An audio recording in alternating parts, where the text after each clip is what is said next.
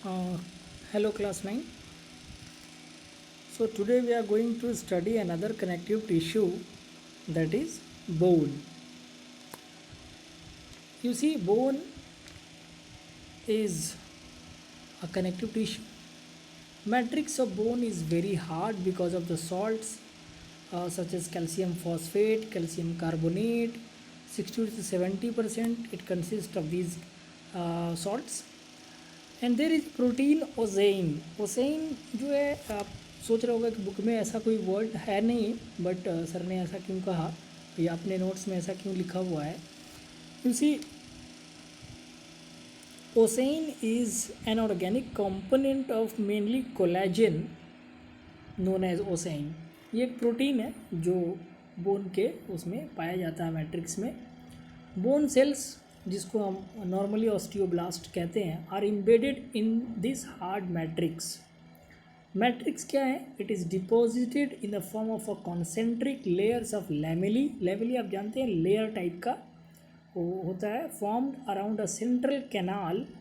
The bone cells occupy small spaces between the concentric layers of the matrix. ये देखिए, आप इस figure को देखिए अच्छे से। ये देखिए, सबसे बाहरी हिस्सा पेरी ऑस्टेरम, फिर उसके नीचे ये जो सेंट्रल पार्ट आपको दिख रहा है, Haversian canal, Haversian lamellae. Lamellae आप देख रहे हैं, लेयर बन रहा है, एक के ऊपर दूसरा, दूसरे के ऊपर तीसरा।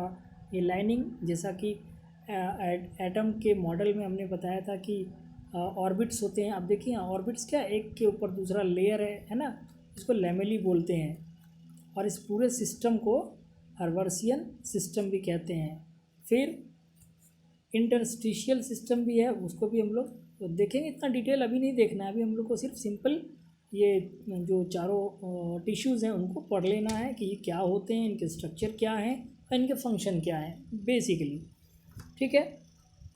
दूसरी बात, इस फिगर में हमको दिखाया है, यहाँ पर देखिए, tendon, cartilage, ligament and bone. इन सब को हम लोग पढ़ेंगे कि टेंडन किसको कहेंगे, कार्टिलेज किसको कहेंगे, लिगामेंट्स किसको कहेंगे, और बोन तो हम पढ़ ही लिए कि ये एक मैट्रिक्स है जो कि हार्ड होते हैं। क्यों हार्ड होते हैं? क्योंकि जिस चीज़ से ये मिल के बना है, calcium carbonate and calcium sulphates, ये देखिए यहाँ लिखा हुआ, तो ये हार्ड होते हैं, इसलिए बोन हार्ड होता है। ठीक है। Bone is a connective tissue which forms a framework that supports the body.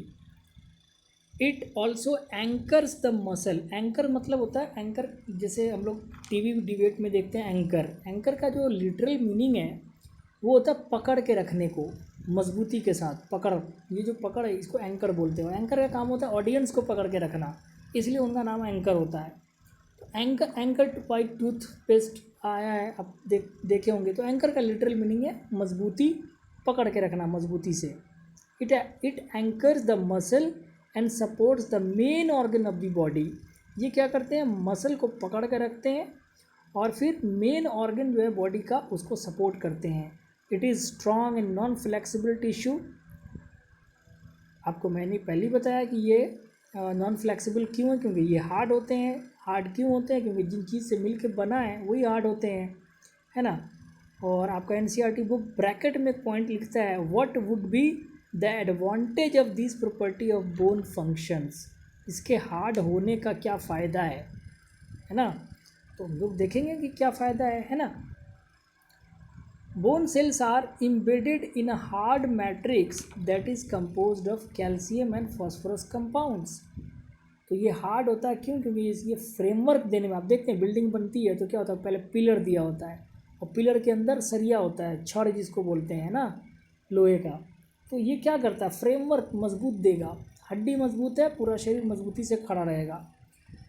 अब हम यहाँ पर देखेंगे कि कार्टिलेज का क्या रोल है, लिगामेंट्स का क्या रोल है, ठीक है, और टेंडन्स के क्या रोल हैं।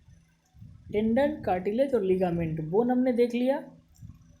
अब इन तीनों चीज़ों को देखेंगे। सबसे पहले cartilage. This tissue is elastic, less harder as compare to bones. ये जो टिश्यू है ये इलास्टिक टिश्यू है, बोन से कम हार्ड है। अब इलास्टिसिटी का क्या फ़ायदा है? It is due to presence of chondrin protein. Chondrin क्या है? एक प्रोटीन है। Cells are called as chondrus which are widely spaced and matrix is reinforced by fibres. ये जो सेल है इस प्रोटीन के, इनको कॉन्ड्रस भी कहते हैं क्योंकि ये वाइडली स्पेस्ड है, काफ़ी स्पेस होता है इनके बीच में, और मैट्रिक्स जो है वो फाइबर को पूरा देता, जगह देता है वहाँ पर, reinforce by fibres. It occurs at joint of the bones in the nose, ear, trachea and larynx. जहाँ पे सॉफ्ट बोन्स होते हैं, आप देखिए खासकर बोन में, नोज़ में, ईयर में, ट्रैकिया में, लैरिंग्स में, है ना।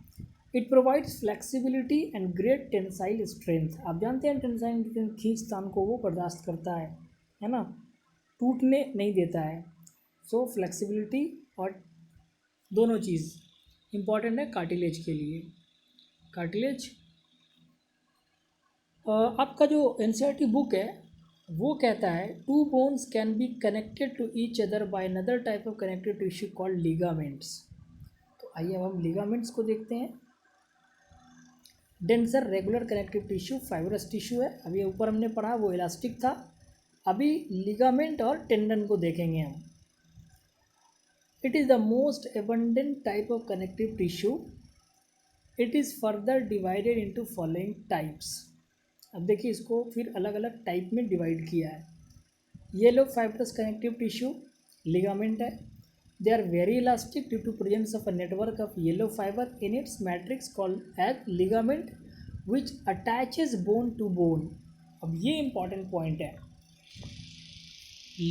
लिगामेंट क्या करेगा हमारा, बोन टू बोन, बोन से बोन को जो अटैचमेंट कराता है, लिंक कराता है, जोड़ता है, वो है लिगामेंट। और ये कैसा होता है, येलो फाइब्रस होता है, ठीक है। White fibrous connective tissues are tendons. They are very little matrix containing abundant white fibres forming layers and in elastic in nature. Elastic लिखा है, इन इलास्टिक होगा इन नेचर, ठीक है। ये इन इलास्टिक होते हैं नेचर में, ये नहीं, इलास्टिसिटी इनकी बहुत कम होती है, ना के बराबर, ठीक है। और ये क्या करेंगे, गौर से देखिए, सोचिएगा, ये क्या, bundles of this tissues are called tendons. इसी टिश्यू के बंडल को कहते हैं हम tendons which attaches muscle to the bones. अब ये टेंडन्स क्या कर रहे हैं, मसल को बोन से अटैच कर रहे हैं, और लिगामेंट क्या कर रहे थे, बोन टू बोन अटैच कर रहे थे, ठीक है। तो ये डिफरेंस है दोनों में, समझिएगा, ठीक है। अब एक आता है एरियोलर टिश्यू। एरियोलर टिश्यू आप देखिए यहाँ पर पहले इसका स्ट्रक्चर दिया है, कोलाजन फाइबर है लंबे लंबे, ठीक, येलो इलास्टिक फाइबर, येलो वाले, लिगामेंट वाले, इलोंगेटेड फाइब्रोब्लास्ट, ये सेल का नाम होता है फाइब्रोब्लास्ट। इलोगेटेड लिखा हुआ है, इलोंगेटेड होगा, ठीक है, ये मिस प्रिंटिंग है, कोई नहीं। This tissue fills spaces inside organ and is found between the skin and muscles around blood vessels, nerves and in the bone marrow. ये जितने खाली स्पेसेस है ना, उसमें ये एरियोलर टिश्यू आके उसको भर देते हैं और बने रहते हैं। अब कहता है, आप देखिए यहाँ पर,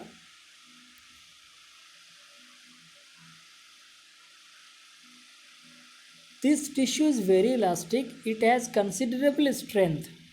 इसके पास बहुत अच्छा खासा स्ट्रेंथ होता है, किसके पास, लिगामेंट के पास। Ligament contains very little matrix, जबकि tendons connect muscle to bones and are another type of connective tissue. Tendons are fibrous tissue with great strength but limited flexibility. Strength बहुत होता है लेकिन फ्लेक्सिबिलिटी नहीं होती है, बहुत कम। दूसरा कनेक्टिव टिश्यू हमारे पास है कार्टिलेज। वाइडली स्पेस्ड सेल में होता है, सॉलिड मैट्रिक्स होता है इसका, और ये कंपोज्ड होते हैं प्रोटीन्स और शुगर्स से। कार्टिलेज करते क्या हैं, it smoothens the bone surface at the joints and is also present in the nose, ear, trachea and larynx, जैसा कि हमने बात की है। ये पूछता कैसे, उल्टा पूछेगा। यहाँ पर बताया कि कार्टिलेज जो है स्मूथन होते हैं, इस मतलब वो सॉफ्ट बोन्स होते हैं at the surfaces of the joints, like nose, ear, trachea, larynx, ये सब। अब वो क्वेश्चन उल्टा पूछेगा कि लैरिंग्स में कौन सा बोन होता है, कौन से टिश्यू होते हैं, नाम बताइए। ईयर में कौन होते हैं, ट्रैकिया में कौन होते हैं, नोज़ में कौन होते हैं। तो पहला तो होगा नाम की भाई कनेक्टिव टिश्यू होते हैं। और कनेक्टिव टिश्यू में कौन सा, तो कार्टिलेज। ठीक है, we can fold the cartilage of the ears, इसको हम फोल्ड कर सकते हैं, but we cannot bend the bones in our arms. इनको फोल्ड कर सकते हैं लेकिन बोन्स को हम फोल्ड कर सकते हैं नहीं। Think of how the two tissues are different. अब आपको कहता है कि पता कीजिए कैसे अलग होते हैं। दूसरा हमने बात किया एरियोलर का। ये जो टिश्यू होते हैं एरियोलर, ये आपको बताया मैंने, स्किन और मसल के बीच में जहाँ पर ब्लड वेसल्स वगैरह होते हैं, नर्व्स होते हैं बोन मैरो के अंदर, ये वहाँ पर होते हैं। और ये स्पेस जो होते हैं, खाली स्पेस वगैरह, उनको पुर करके भर करके रखते हैं। It supports internal organ and helps in repair of tissues.